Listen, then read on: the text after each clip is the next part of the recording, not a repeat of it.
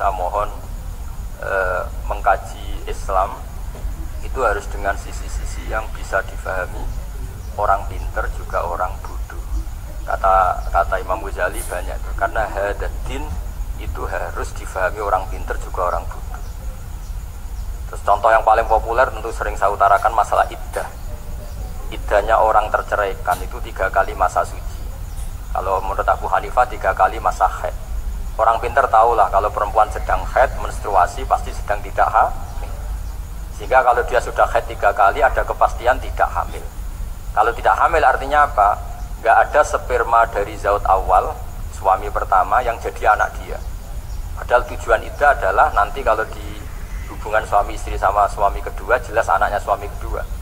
Tapi kalau adegan tidak ada iddah kan malam hubungan suami istri, pagi bentrok cerai, terus kawin, kumpul suami istri lagi, terus nanti anaknya itu anaknya siapa? Kan nggak jelas. Kalau sampean bisa klaim lewat DNA juga mungkin secara ilmu objektif Pak Rektor. Masalahnya juga bisa disuap kan? Saya sering dibantah orang-orang itu. Wah Gus DNA itu otoritatif karena gini-gini nggak mungkin bohong kamu. Ya DNA-nya nggak bohong, pegawainya bisa disuap kan? Kayak nggak tahu manusia apa nggak tahu Indonesia nggak tahu terus. Itu yang sensitif itu, yang mulai wilayah sensitif itu. Kayak nggak tahu manusia apa kayak nggak tahu Indonesia. Manusia aja ya sudah. Berarti Anda sangat nasionalis. Jadi ribet kan? Maka dianjurkan ada iddah. Dengan iddah selesai berarti benar-benar perempuan ini baru atur rohmi, rahimnya steril dari unsur mani, zaut, awal. Dan kalau 3 kali masa suci itu artinya apa? Kira-kira 3 bulan. Kira-kira. Wal mutallaqatu yatarabbasna bi anfusina salah satu apa? Guru. Pertanyaannya kalau 3 bulan, andai kan tidak pakai teori ilmiah, menstruasi itu sudah teori ilmiah. Ada yang tanya ke saya, Gus kenapa harus sampai 3 kali, padahal menstruasi pertama pasti sudah ada hamil. Saya jawab, menstruasi pertama itu namanya keluar darah. Gak ada jaminan kalau itu haid, bisa saja keluar darah karena kaget, karena kecelakaan, karena apa.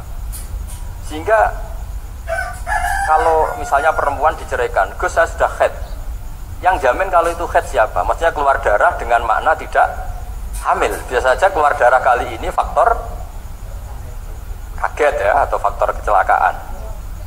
Tapi kalau sampai 3 bulan karena per bulan haid sekali, itu meskipun haidnya keliru, haid keliru itu misalnya sebetulnya itu gak darah haid tapi darah penyakit istiqatoh, kan tetap kelihatan. Masa 3 bulan gak bleeding Joro Jawa, kan mesti bentuknya tubuh sudah berubah.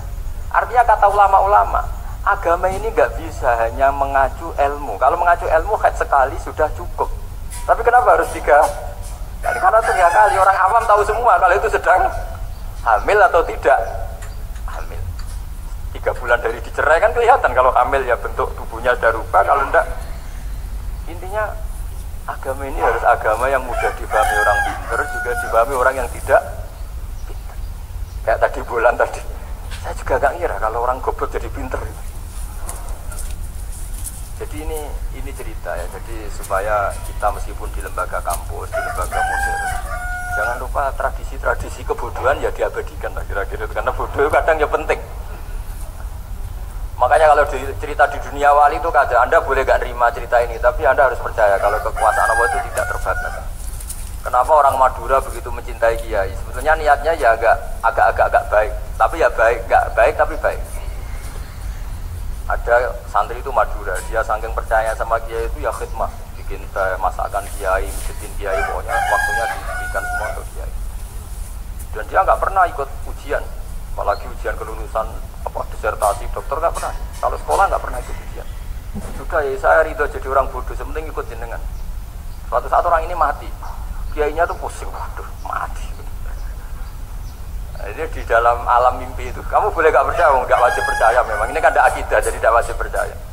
Ditanya sama malaikat, Marab buka, Tuhan kamu siapa? Jawabannya lucu, malaikat kamu itu gimana? Dimana-mana tanya ya sama orang pinter, orang bodoh kok kamu tanya?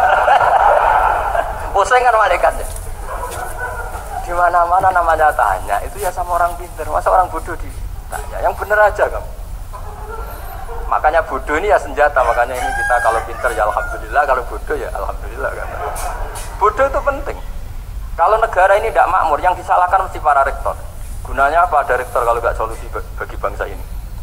Orang bodoh pasti nggak disalahkan kan? Nanti kalau ada hisab, kenapa Indonesia carut marut? Yang dipanggil Allah itu menteri, rektor, pasti. Apa kontribusi Anda sebagai orang pinter, sebagai profesor, sebagai orang bodoh amat? Santai, nggak kena panggilan kan?